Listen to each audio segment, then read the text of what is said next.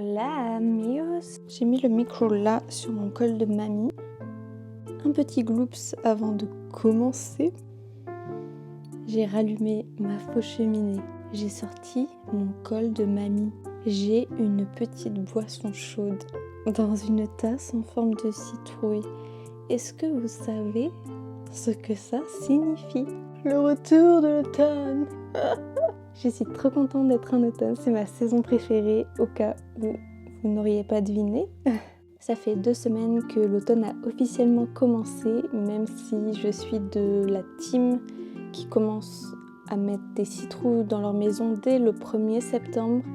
Oui, je peux pas m'empêcher, j'adore l'ambiance, j'adore les couleurs, tout. Et je trouve en plus que dès que Halloween est terminé, dès début novembre, on pense à Noël. Et même si on est encore en automne, et du coup, adieu les citrouilles et tout ça, alors que moi, j'adore. Et du coup, je commence à mettre ma déco d'automne et à me mettre dans l'ambiance dès début septembre pour pouvoir profiter à fond avant la période de Noël. Donc là, autant vous dire que ça fait 1 mois et demi que je suis dans ce mood. En plus, là, ça fait vraiment depuis le jour pile de l'automne qu'il fait mauvais, qu'il pleut, qu'il y a du brouillard et tout. J'adore. J'ai essayé de faire ma petite déco d'automne dans le salon, mais j'arrive pas, ça rend pas comme j'aimerais. Et bon, mon atelier ici, c'est un peu toute l'année l'automne, je l'avoue, parce que c'est la saison qui m'inspire le plus et bon, je ne me lasse pas de cette décoration, donc bon.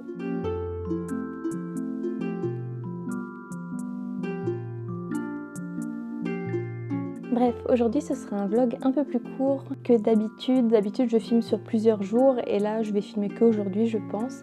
Parce que j'ai des petites choses à vous montrer mais je fais un vlog un peu plus... Parce que j'ai quand même envie d'avoir le temps de monter ce vlog ce mois-ci.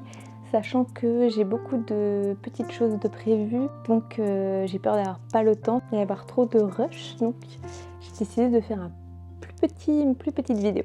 Voilà, je voulais vous montrer déjà 2 petites créations que j'avais fait au mois de septembre. Alors j'ai pas filmé le processus ni pour l'une ni pour l'autre, mais je voulais quand même vous montrer les résultats parce que c'est trop rigolo, c'est trop mignon. La première, vous avez peut-être vu sur les réseaux sociaux, genre TikTok, tout ça, un petit DIY pour faire des photophores en forme de fantôme avec de l'argile auto-durcissante. J'ai fait ça avec ma maman une après-midi et c'était vraiment trop amusant à faire, j'ai trop aimé. Du coup, je voulais vous montrer le résultat.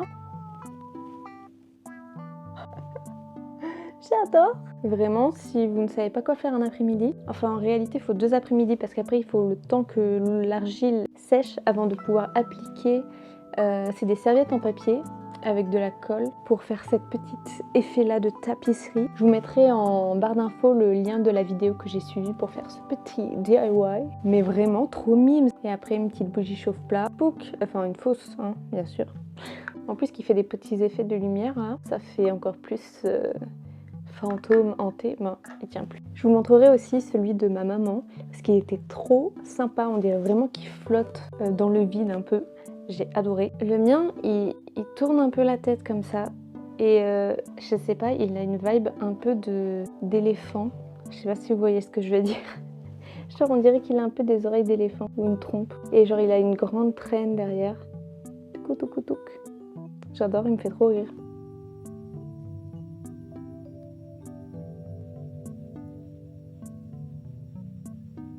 Et le deuxième petit projet que je voulais vous montrer, c'est un projet crochet. J'ai suivi un patron qui était trop mimi, que je vous mettrai en barre d'infos aussi. Et c'est ce petit nounours qui s'accroche au sac. Et donc en fait, il a des boutons pression sur les bras et il s'attache à la lanière de son sac. Ça fait un petit toutou de sac. C'est trop mignon. Et à la base, c'est pour mettre du coup les AirPods ou les écouteurs, tout ça. Donc il a une petite pochette dans le dos. Bon, elle est un chouïa petite. On peut mettre des trésors. Je pense que mon micro doit rentrer dedans. Je vais parler comme ça maintenant. Ah oui, avec mon petit nounours micro. Bonjour.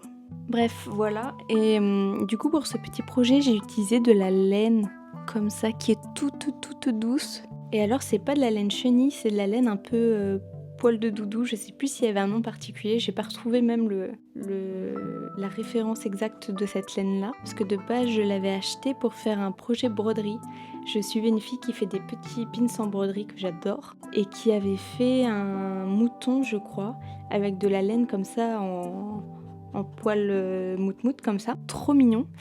Et j'avais essayé, je n'avais pas du tout réussi à avoir le résultat escompté. Et finalement, cette laine a eu une deuxième vie avec le petit nounours. Une découverte de ouf parce que, contrairement à la laine chenille qui se casse hyper facilement ou alors dès qu'on se trompe, elle devient un peu moche, elle perd des poils et tout. Cette laine-là, c'est hyper agréable de travailler avec.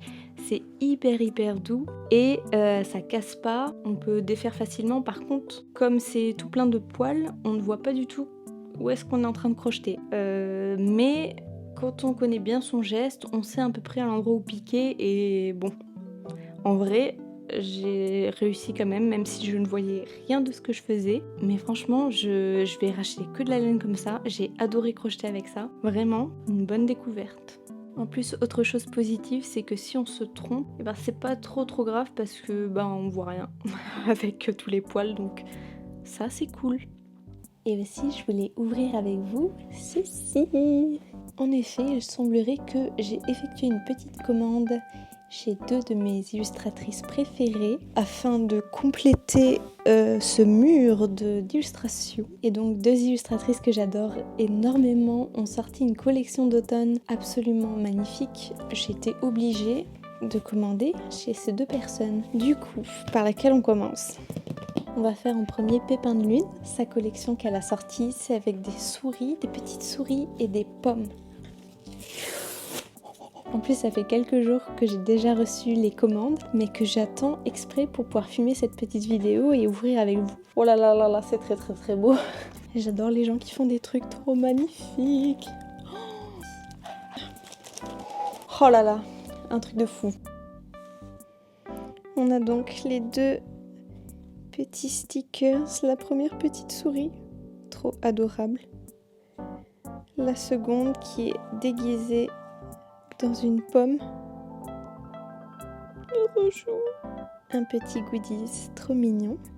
Le marque-page avec les petites souris qui cueillent une petite pomme. Trop adorable. La petite carte de visite. Et la pièce maîtresse de cette commande.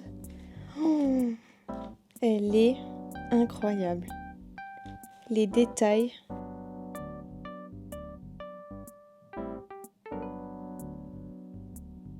La beauté de cette illustration, franchement incroyable. Je sais plus si je l'ai dit juste avant, mais du coup pour ces créations, c'est Pépin de Lune, la créatrice qui a fait ça. Je vous mets ici ses réseaux. Et pour la deuxième commande, il s'agit de l'Atelier des Maroutes. Je vous en avais aussi déjà parlé dans une de mes vidéos. Et j'adore énormément ce qu'elle fait. Et quand j'ai vu la nouvelle collection d'automne et d'Halloween, oh my god, comme c'est beau. Oh là là, comme j'ai hâte d'ouvrir. Regardez-moi ce petit paquet trop mignon. Du coup, la petite carte de visite. Tchouk.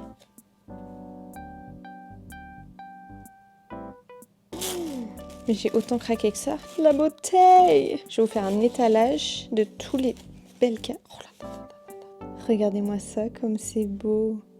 Oh là là. Je vais tout vous montrer un par un déballé. En cadeau, elle m'a rajouté le petit stickers fantôme avec une citrouille. Trop mignon. Alors j'ai pris principalement que des cartes postales. Il y a un format carré et deux marque-pages. Trop beau. Je voulais prendre aussi des grands formats, mais fallait que je sois raisonnable quand même. La première, c'est un petit herbier comme ça. Trop joli. Ensuite, une porte mystérieuse avec la clé de l'automne. La clé de l'automne. Je veux la clé pour rentrer dans le monde de l'automne. Maintenant, je l'ai.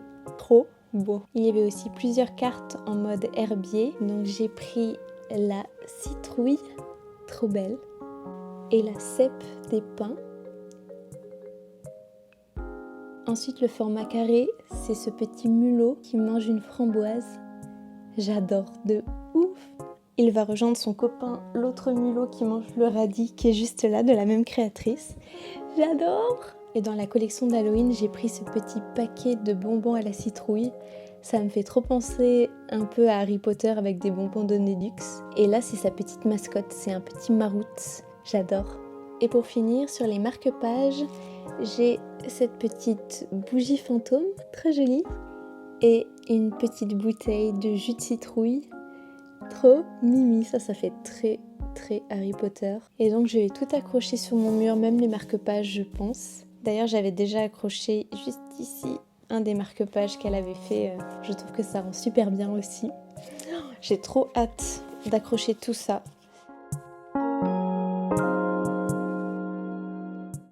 Je voulais dessiner un peu à la base tout en discutant un peu du Inktober. Mais j'ai pas trop le courage de dessiner, en fait je me rends compte. Du coup c'est pas grave. Je vais discuter rapidement de ça avant de terminer la vidéo. Je reprécise au cas où pour ceux qui ne connaissent pas, mais le Inktober c'est un challenge créatif qui se déroule principalement sur Instagram, où des créateurs vont partager leur propre liste de 31 mots. 31 mots qui vont servir à créer 31 illustrations ou 31 créations, donc une par jour pendant tout le mois d'octobre. Et chaque année j'ai trop envie de participer au Inktober, chaque année je m'y tente et chaque année je suis très frustrée parce que j'arrive pas à tenir le rythme. C'est vrai que c'est un rythme très intense de faire 31 illustrations tout le mois d'octobre. Si bien qu'il y a des personnes qui commencent à réaliser leurs illustrations dès le mois de décembre, dès que les listes sortent. Mais je trouve que ça perd un petit peu de son intérêt parce que j'avais l'impression que le but de départ c'était de dessiner un petit peu tous les jours et du coup de dessiner le jour J puis de poster et donc de faire des dessins peut-être un petit peu plus simples mais d'être du coup très régulier sur tout le mois d'octobre. Mais là de devoir dessiner et prendre plus de temps sur chaque illustration et de devoir dessiner un mois à l'avance, je trouve que ça perd un petit peu le but du challenge. Mais bon, en même temps c'est pas facile de faire un dessin un peu plus rapide qu'habituellement pour pouvoir tenir la cadence etc. Et puis si on s'y prend le jour J pour poster le jour J et qu'on a un imprévu, etc., forcément on va se décaler ou on va louper un jour. Après c'est pas très grave si on loupe un jour. Et puis maintenant les créateurs précisent qu'on n'est pas obligé de faire tous les jours, on peut faire des pauses si on a envie. En tout cas j'ai l'impression qu'il y a quand même un truc pour essayer de pas mettre trop de pression sur ce challenge là, même si en fait on s'en met tout seul et c'est un peu terrible de se mettre la pression comme ça pour un petit challenge de dessin. En même temps le but du challenge c'est de se challenger, donc je suis un peu partagée à chaque fois parce que j'ai trop envie, je trouve que c'est un challenge super bien, mais à la fois je me mets trop de pression, j'arrive pas à tenir la cadence, du coup ça me crée de la frustration, j'ai l'impression d'être nulle. Au lieu de stimuler ma créativité, ça me met dans un truc pas très bien. Et à la fois, comme c'est l'automne, on a envie de ralentir, on a envie de... Enfin en tout cas pour ma part, j'ai envie de ralentir, j'ai envie de profiter. Et du coup, chaque année, je sais pas trop si j'ai envie de le faire vraiment ou pas. Et là, cette année, j'ai quand même commencé à me motiver pour le faire. Et je voulais en plus, je suis un peu une malade, c'est que je voulais pas faire 31 illustrations. Je voulais faire 31 animations. Une animation, c'est... Ma chérie, t'as craqué. Non. Je me suis vite calmée et en me disant non, on va pas faire 31 animations parce que ça va pas être possible. Je sais qu'il y a certaines listes qui par exemple font toute la semaine des mots et le week-end il n'y a pas de mots, c'est repos. Ou un mot tous les 3 jours, etc. Et mon petit chéri m'a proposé de me faire une liste de 10 mots. Bon là-bas c'était tous les 3 jours, comme ça c'était un peu plus soft, etc. Mais j'ai déjà dépassé le temps parce que je suis pas très forte pour suivre les rythmes imposés. Mais j'ai fait 2 petites créations quand même. Je sais pas si c'est pas un peu décousu ce que je raconte. J'espère pas. En tout cas, bon, mon chéri m'a préparé une liste de 10 mots que je ferai tranquillement dans le mois et où j'ai envie de tester un peu plein de trucs. Pour la première, j'ai fait une animation. Ensuite, j'ai voulu tester un dessin un peu plus style minimaliste. Et après, je pense que je vais tester du collage digital un peu. J'ai vu plusieurs tutos pour faire une espèce d'imitation un peu collage, mais sur la tablette. Du coup, j'ai envie de tester ça. Ouais, je pense que mon petit challenge du mois, ça sera profiter de cette petite liste qui est un peu un Inktober, mais version beaucoup plus slow, et où je vais pouvoir profiter de tester des trucs que j'ai pas l'habitude de faire. Donc ça, c'est quand même cool. Et si j'arrive pas à faire les 10 mots, c'est pas grave non plus. même si je me mets beaucoup trop la pression toute seule, c'est terrible. Je vais vous mettre là la première animation que j'ai fait, c'était pour le mot éclosion et je suis super contente de ce que ça rend. J'ai voulu faire un espèce d'effet vintage en mettant du bruit et un peu de flou. Je sais pas comment expliquer, mais très contente, ça m'a pris quand même 7 heures. Et ensuite mon deuxième mot c'était jour de pluie. J'ai voulu essayer un petit style un peu minimaliste et j'aimais bien au début quand c'était que le line. Et quand j'ai mis en couleur, malgré que j'aime bien les textures que j'ai mis, il y a un truc qui fait que j'aime pas. Je sais pas quoi, mais du coup je pense pas poster ce dessin là parce que je suis pas convaincue. Même s'il est mimi quand même, mais je suis pas trop habituée à faire du trop minimaliste. Peut-être que j'ai l'impression qu'il manque des choses ou je sais pas. Ça donne comme ça. Petit fantôme sous la pluie qui abrite une petite grenouille avec son parapluie. Mais ouais, je sais pas, il y a un truc qui me... J'ai voulu tester en mettant que le fantôme en couleur aussi. Écoutez, il y a des jours où je ferai des trucs où je serai contente et puis d'autres où je serai moyennement contente, c'est pas grave. Et le prochain, c'est Habitat d'animaux. Donc je pense que je vais essayer l'espèce de collage digital dessus. Dites-moi si vous faites le Inktober cette année et si vous avez déjà réussi à faire les 31 jours. Parce que moi je crois que j'ai jamais réussi à faire en entier ce challenge. Voilà, j'ai fini de blablater. J'ai quand même beaucoup blablaté, j'espère que ça sera pas trop long non plus.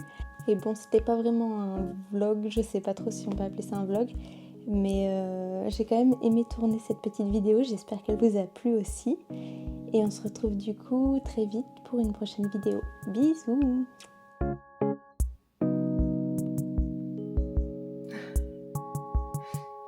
Qui vont servir à créer 31... Waouh, il y a eu un éclair, il y a de l'orage. Oh là là, vous entendez ou pas?